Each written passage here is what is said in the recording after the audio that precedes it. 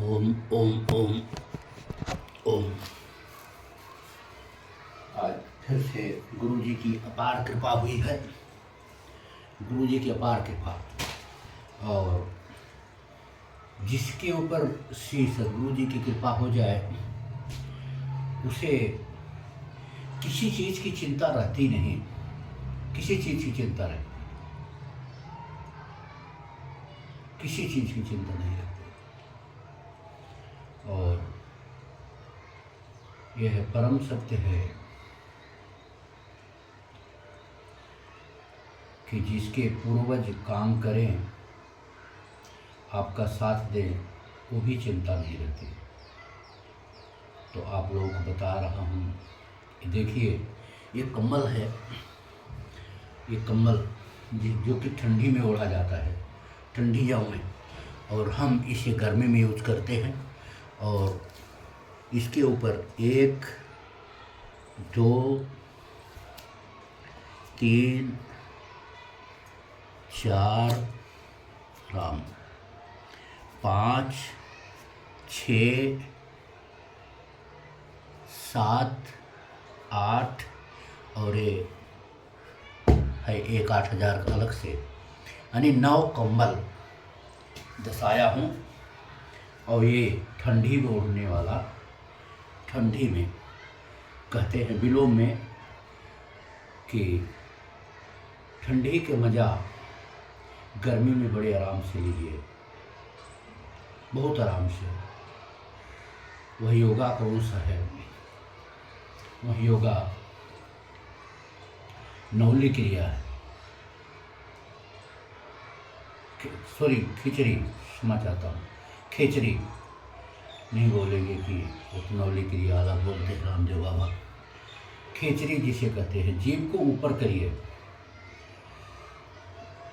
आपको कभी बदहजमी हो ही नहीं सकती, कभी गैस हो ही नहीं सकती, कभी भी यानी पेट की कोई बीमारी नहीं होगी, क्योंकि सारा चीज़ जो ताकत है ना, लार है, लार।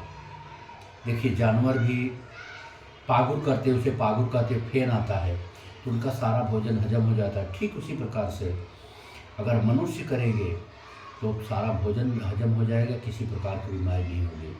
वो करना कैसे है देख लीजिए, आपको बता देता हूँ। जीभ को ऊपर करना चाहिए, तलवे तालों को चौंकना चाहिए। ये देखिए, ऐसा प्रैक्टिस बनाइए कि इसको लगा के रखिए। गरीब लोग तो अवश्य करें, क्योंकि बड़े बड़े लोग हाई फाई की एसी चालू करते हैं, एसी में रहते हैं, सारा चीज़ रहता है, एसीओ में ही रहते हैं। उनका, बड़े लोगों का अलग बात है। गरीबों के लिए बता रहा हूँ। देखिए बिजली नहीं चालू है, पंखा की आवाज़ आती, पंखा नहीं चालू, पंखा रहे नहीं रहे कुछ रहे, गरीब जो रहते बेचारे उनके पंखे भी नहीं रहते, परेशानी रहती है। जानता हूँ मैं, झेला हूँ मैं इस चीज़ को, इस रास्ते से स्वयं गुजरा हूँ मैं, बहुत गुजरा हूँ। बिजली रहे, पंखा रहे, उससे कुछ मतलब नहीं। पंखा रहे या न रहे उससे मतलब नहीं। लेकिन आपका घर उतना ठंडा नहीं होगा जितना ठंडा की ये आप खिचड़ी करने से होगा। जितना एसी लगाएंगे, पावरफुल एसी की बात कर रहा हूँ, तो पावरफुल एसी लगाएंगे उतना ठंडा आपका घर नहीं रहेगा, उससे ज़्यादा ठंडा आपका ये रहेगा, घर रहेगा। और शरीर तो पूछिए मत, मस्ती इतना आएगी पूछिए मत। जो बूढ़े लोग रिटायर हो गए उनके लिए भी बता रहा हूँ, स्वस्थ रहना है, मस्त रहना है। सिर्फ और सिर्फ ऐसा करें और प्रभु का नाम ले, सत्य बोले, कभी भी भूल के भी परमात्मा से मांगे, हे परमात्मा, भूल के भी हम किसी की बुराई नहीं करें। जब भी सोचे दूसरे की भलाई के लिए सोचे। इस प्रकार से परमात्मा से आप मांगेंगे तो आपको आगे कुछ मिलेगा और आप मस्त रहेंगे, स्वस्थ रहेंगे, थोड़े में भी मस्त रहेंगे, यकीन करें। तो चलिए अब शुरू करते हैं फिर से। केवल ध्यान मूर्ति, इसके अलावा संसार में कुछ नहीं। पूजा पाठ करिए नहीं करिए, जो पूजा पाठ में पैसा लगाएंगे, इधर जाएंगे, उधर मंदिर में उधर खर्चा करेंगे, वो सब किसी गरीब को जितना भगवान शक्ति भक्ति दिए हो, मरने के बाद किसी के पास जाएगा नहीं। मरने के बाद किसी साथ जाएगा नहीं। आज मैं इतनी ताकत क्यों लगा रहा हूँ, इसीलिए कि जब स्वयं करके दिखाएंगे, नहीं बोलेंगे भिखारी आदमी ये क्या करेगा, जब स्वयं करके हम दिखाएंगे तभी लोग समझेंगे। इसलिए देखिए,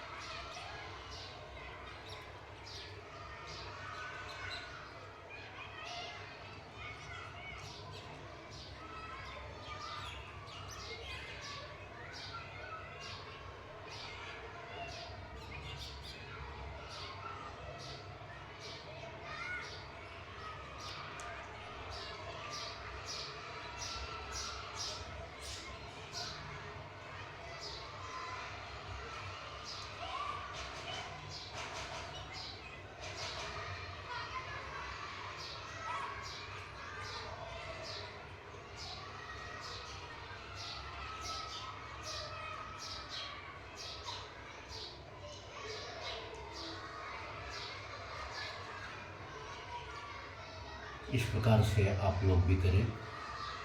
और इसी स्थिति में हम आप लोगों की कृपा से, नारायण की कृपा से रात में भी रहते हैं, हमें कोई फर्क नहीं पड़ता है। जैसे हमारे घर में डबल एसी लगी हुई है, और ठीक जो गरीब लोग हैं, मजबूर लोग इसी प्रकार से करें, बहुत आनंद आएगा। और हरदम प्रभु को गुणगान करते रहिए। भजन और भोजन बनाते समय, ये भी एक योगा है।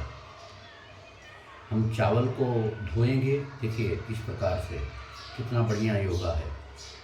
आटा को गूँथेंगे, कितना बढ़िया योगा है। भाजी काटेंगे, कितना बढ़िया योगा है। आलू छीलेंगे, कितना बढ़िया है। यानी हर प्रकार से योगा ही योगा है। कपड़े को खींचेंगे, कपड़े को मशीन में न धो के, गरीब लोग को इसके पास मशीन नहीं रहती, कपड़े को भीजेंगे, धोएंगे, बहुत सुंदर योगा है, बहुत सुंदर। और आप स्वस्थ और मस्त रहेंगे। ये योगा ही योगा है। सुबह उठे, पहले पृथ्वी माता को दंडवत प्रणाम करें। अपने माता, योगा से ही शुरू होता है। सुबह उठे, इस प्रकार से हथेली देखें, देखने के बाद पृथ्वी माता को दंडवत प्रणाम करें। अपने माता पिता हैं तो उनका दंडवत प्रणाम करें, नहीं तो उनकी तस्वीर रखिए, उनका दंडवत प्रणाम करें, भगवान दंडवत प्रणाम करें। पहले सुबह में पूर्व साइड में, फिर उत्तर और पूर्व को कोने, फिर उत्तर साइड, फिर पश्चिम साइड। ये 4 दिशा सुबह सुबह देखना चाहिए। बहुत ही सुंदर होता है, बहुत सुंदर होता है। आपका पूरा दिन आनंदमय जाएगा, आनंदमय। पूरा दिन आपका आनंदमय जाएगा। आप यकीन करें, ये सुंदर ही योगा है। इस प्रकार से करें। उसके बाद हर क्रिया में स्नान करेंगे, साबुन लगाएंगे, ये करेंगे, फिर वहाँ भी आप योगा में पहुँच गए। योगा ही योगा है। ठीक है, अब आपसे विदाई लेते हैं। फिर असली ध्यान में बैठेंगे। इधर मन भटक जाता है, क्षमा करिएगा। लेकिन आप लोग कहते हैं, कर भला तो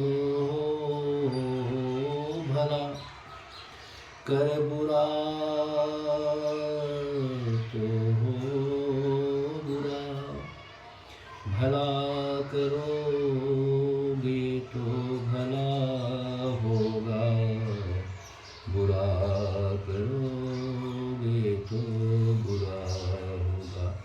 इस पृथ्वी पे कोई पैदा नहीं हुआ था, न हुआ है, न होगा, कि अगर आप किसी के साथ बुरा करेंगे और आपके साथ परमात्मा बुरा नहीं करेंगे। योगेश्वर भगवान देख रहे हैं।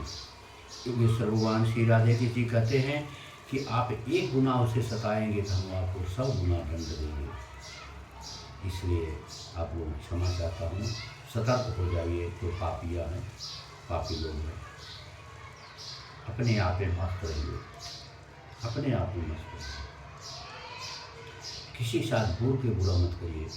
और एक बात भी है, सांच बराबर तब नहीं, झूठ बराबर बात। सच्चाई के बराबर कोई तप नहीं होता है, सत्य के बराबर कोई तप नहीं होता है, झूठ के बराबर कोई पाप नहीं होता है। दुनिया का पूजा करिए, दुनिया मंदिर में जाइए, दुनिया घूमिए, दुनिया ताल बजाइए, दुनिया मोह बजाइए, कुछ होने वाला नहीं है। अगर आपकी आत्मा सच्ची नहीं है, आप सत्य नहीं है, आपके हृदय में ये नहीं है कि हम किसी गरीब की सहायता कर सकें, कोई फायदा नहीं। नारायण नारायण।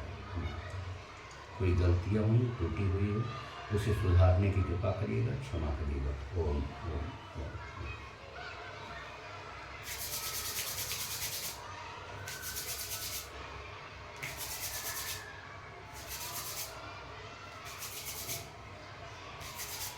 इस प्रकार अवश्य करना चाहिए। क्यों करना चाहिए? कि जो कुछ परमात्मा से हमें मिला है उसे हम अपने शरीर में समेट लें, जो कुछ भी मिला है। नारायण नारायण।